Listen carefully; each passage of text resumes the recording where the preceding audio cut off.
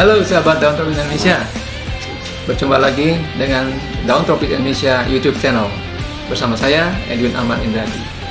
Saat ini saya berada di Plant Kokjen yang lokasinya berada di Ranggajaya, Kecamatan Tajurhalang, Kabupaten Bogor. Dan saat ini saya bersama dengan pemilik dari Plant Kokjen, yaitu Bapak Naruri Nasution. Yes. Dan beliau ada di samping saya saat ini. Kita akan berbicara tentang Plant Kokjen, tentang awal mula tempat ini didirikan dan apa tujuan tempat ini didirikan. Sama-sama ya, Bapak Naruri Nasution. Apa kabar Pak Naruri? Telat ya? Maaf ya. Saya tadi telat. Iya. Mungkin karena kita nyari lokasinya agak sedikit lambat ya. Tapi nggak apa-apa. Akhirnya kita ke pelosok sih emang. Ya. Akhirnya kita nemu juga yang besar. Berkat Google Map. Tapi kameramennya disasarin ya kayaknya. Mudah-mudahan kameramennya nggak nyasar ya. Baik, Mas. Saya manggilnya Mas Uri aja ya. Uri atau Net? Apa? Oh, Mas Net atau. Tapi kayaknya lebih enak Mas Uri ya. Boleh, nggak apa-apa, nggak salah. Mas Uri, saya ketika masuk lokasi ini sangat tertarik karena begitu asri dan begitu tertata. Ada greenhouse, kemudian ada juga tempat untuk ya nongkrong ya istilahnya ya. Ini sebetulnya tujuan awalnya apa sih Mas Uri membangun lokasi ini? Konsepnya sih mau dibikin kayak semi bar, semi cafe lah. Semi cafe. Tujuannya sih pertama kan saya pasti bakal full time di kebun terus gitu kan. Yeah. Jadi saya sebisa mungkin bikin tempat saya kerja itu nyaman lah buat saya atau karyawan atau yang mau datang ke sini sekalipun gitu ya. Jadi enak gitu buat ngobrol santai, apapun lah, yang penting betah gitu. Betah di sini ya. Betah di sini. Memang kalau lihat lokasinya memang bikin betah nih. Jadi siapapun yang datang ke sini pasti akan betah karena emang lokasinya nyaman sekali dan asri ya. Nah, sebetulnya sejak kapan ini dibangun dan sejak kapan Mas Uri tertarik untuk mengembangkan tempat ini sebagai tempat nursery dan penjualan tanaman mungkin tanaman hias ya. Tanaman hias ya. Sebenarnya kalau dari awal ya, saya ngitungnya dari awal pembangunan itu mungkin kurang lebih 4 sampai 5 bulan lalu. 4 bulan sampai itu baru kelar sebulan lalu. Oh, ternyata baru selesai sebulan lalu ya, baru bangunan ya. ini mungkin 3 mingguan lalu, kurang lebih 3 mingguan. Cuman kalau greenhouse, saya sama tukang kan ngomong diduluin greenhouse deh, kan itu buat jadi duitnya saya gitu. Jadi diduluin greenhouse-nya ya. Tempat ini yang sekarang kita dudukin, belakangan nggak apa-apa gitu. Oh, jadi yang penting tanamannya dulu ya. Tanamannya dulu. Nah, kalau untuk tanamannya ini Mas Uri, apakah spesial khusus tanaman tertentu seperti aglonema atau beragam? Kalau khususnya sih sebenarnya aroid. Oh, aroid. Macam-macamnya, ada philodendron, ada monstera, ada anthurium, aglonema juga. Cuman paling dominan di sini sih kayak philodendron, monstera, anthurium masih belum ya. Paling kayak tanaman lokal lah. Mas Uri ini sebetulnya betul-betul entrepreneur muda yang dari segi usia juga masih muda. Namun demikian beliau sudah berkeluarga dan sudah punya momongan 2 orang ya. Sudah dua anak ya. Yang isi satu. Oh, isi satu dengan 2 anak dan anaknya laki-laki semua ya. Alhamdulillah laki-laki semuanya. Jagoan semua. Mudah-mudahan ganteng kayak bapaknya. Amin. Oke, Mas Uri. Ini kemudian kalau lihat ini ya, sebetulnya pengalaman Mas Uri di tanaman ini, di tanaman hias ini barangkali mungkin sebelumnya sudah ada. Bisa cerita tentang pengalaman sebelumnya, karena memang biasanya kalau yang terjun di dunia tanaman hias ini biasanya punya pengalaman yang cukup panjang ya, meskipun usia masih muda. Bisa ceritakan? Kalau saya sih awalnya dulu tuh kerja sama orang ya. Oh gitu. Sama Om Chandra dulu. Ya. Dari Pak Chandra ya. Tudung Hijau, Indo Aroid lah. Kalau sekarang kita bilang Indo Aroid. Nah itu sebenarnya awalnya itu saya basicnya orang IT Om. Orang IT. Orang IT ya. Jadi orang IT yang hijrah ke tanaman hias. Belum ke tanaman hias dulu. Oh belum. Waktu itu masih jual beli sugar glider lah, hewan lah gitu. Oh. Hewan. Iya, 2 tahun. Oh, sempat ada tanam hewan juga di sebelah sana ya? Iya. Ada hewan apa? Kura-kura raksasa. Ada macam-macam. Nah itu sebenarnya basicnya kan di IT, tapi mungkin pencatnya ngelihat bisa nih kayaknya IT dikombinasi sama dagang gitu kan. Oh, gitu. Ternyata bisa gitu kan. Saya kulik-kulik ternyata bisa. Dan sampai mungkin menurut dia sampai akhirnya menghasilkan ya. Akhirnya ternyata digeser ke tanaman. Oh. Dipindah ke tanaman. Itu cuman masih jual juga waktu itu hewan. Ya. Ke tanaman ternyata bisa juga nih IT dikombinasi sama, misalkan IT itu macam-macam ya. Iya, Kalau betul. saya waktu itu fokusnya di digital marketing. Oh, digital marketing. Ya, kan kayak Untuk apa? meningkatin penjualan. Meningkatkan penjualan ya. Jadi saya kayak marketing offline sama online juga. Jadi dua itu dipelajarin lah istilahnya gitu. Nah, belajar tanaman itu ya dari semenjak semenjak pindah ke tanaman saya belajar banyak tuh, kurang lebih. Kalau sekarang mungkin udah sama dia waktu itu mungkin 4 tahun. Tapi kalau kerja sih full 6 tahun ya. 6 tahun. Cuman 4 tahun di tanaman. Jadi kalau bisa dibilang 4 tahun experience saya di tanaman gitu. Jadi belajar. udah 4 tahun itu udah tahu seluk-beluk lah tentang tanaman hias ya. Sampai cutting gitu. Dulu juga sempat kan kalau kerja sama orang kadang-kadang ada yang kadang-kadang atasan suka bilang kamu jangan punya tanaman. Tanamannya belajar di sini aja kalau mau gitu ya. Maksudnya belajar di sana. Karena kan takutnya kalau saya beli tanaman sendiri, saya kerja sama orang tapi jualan tanaman sendiri. Nah gitu takutnya atasan tuh begitu. Bercabang jadi. Cabang gitu. Cuman kan saya waktu itu agak bandel sedikit ya, jujur aja. Agak bandel sedikit. Biasa kalau bandel anak muda ya.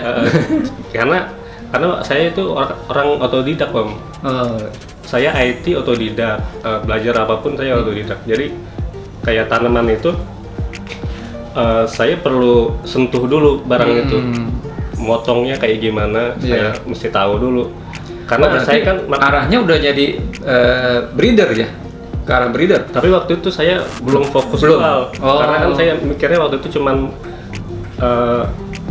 saya kan masa nanya dulu orang kalau misalkan ada pembeli nanya gitu ya, Mas ini kok gimana, saya punya ini gimana cara motongnya.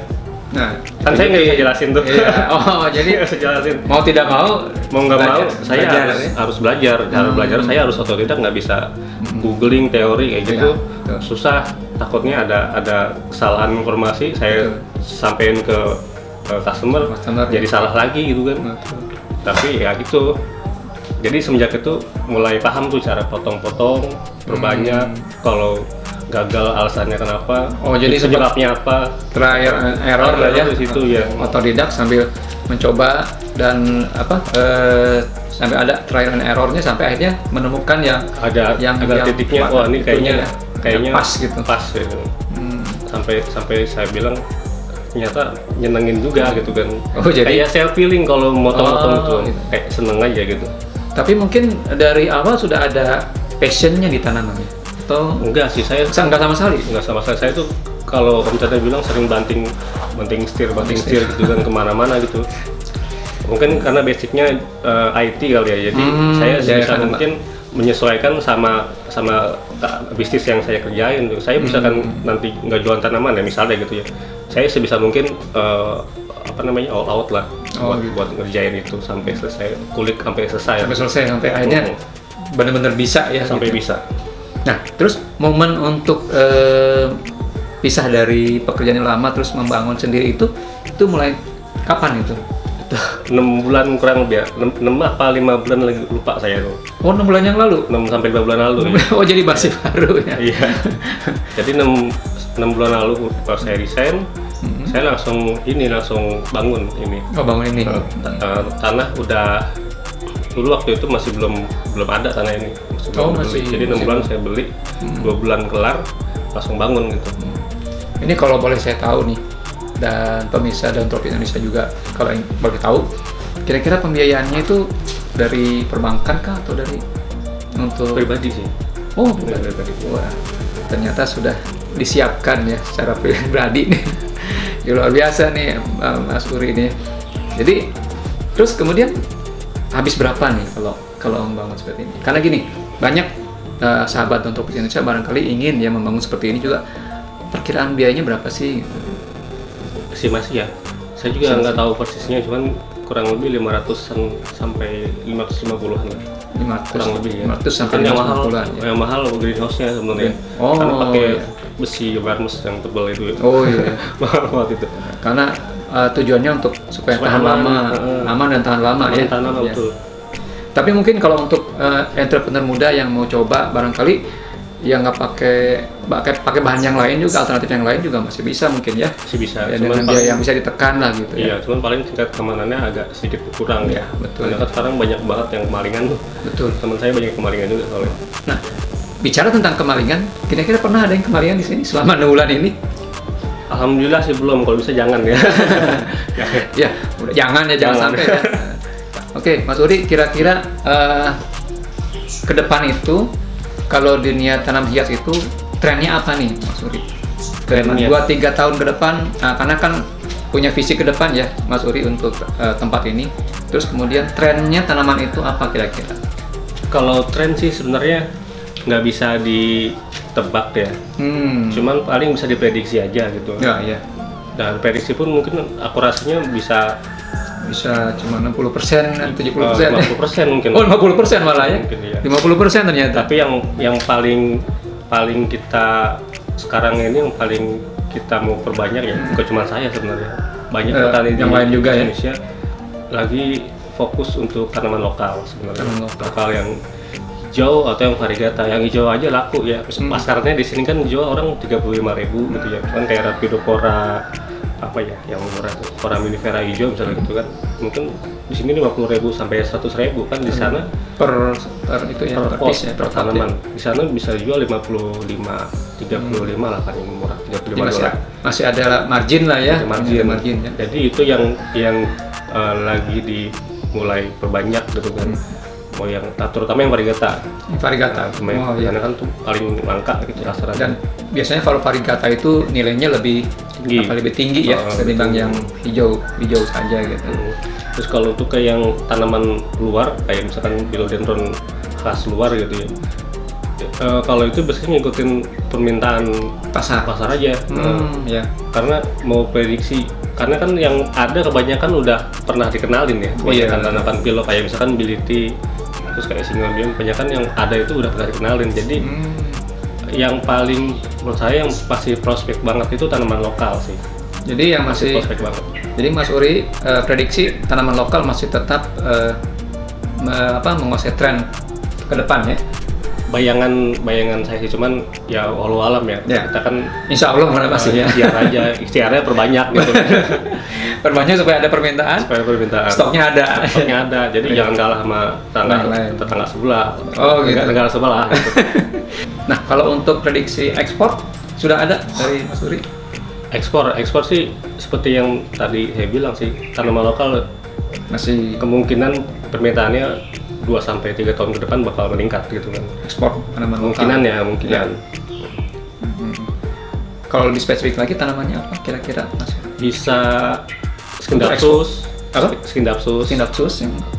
varian Scindapsus, terus Rapidopora. Varian Rapidopora, terus kayak apa lagi? Epiprenum. Ya itu juga cantik ternyata Epiprenum. Oh gitu. Variannya bagus-bagus ya. Banyak variannya ya. Apalagi yang kemarin kan ada SP Bali, terus ada terbaru tuh. Iya. SP Bali itu udah ada lama sih. Cuman yang baru itu ada lagi Epi yang dari Jawa itu. Juga ada keluar, cakep banget.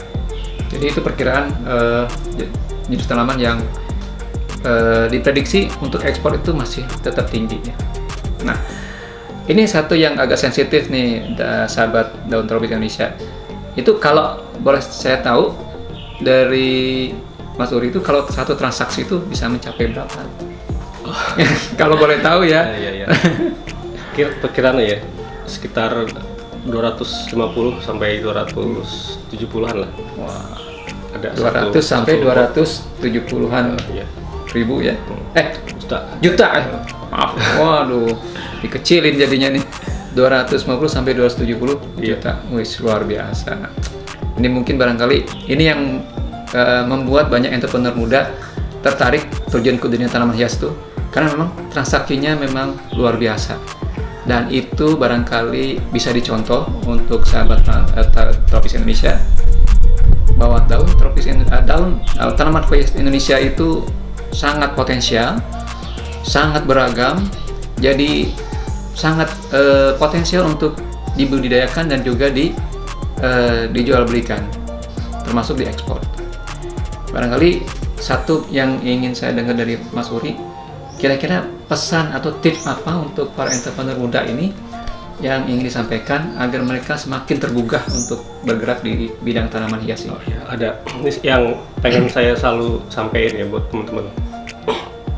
Karena kan kita kalau mulai sesuatu itu karena nyontohnya sama yang besar gitu Om ya. Oh, Kita patokannya sama yang besar, sedangkan kan kita biasanya begitu ya. Biasanya gitu. Yang besar. Sedangkan yang udah ada namanya, usahanya udah terkenal, penjualannya banyak, itu kan mereka mulai prosesnya pasti dari nol.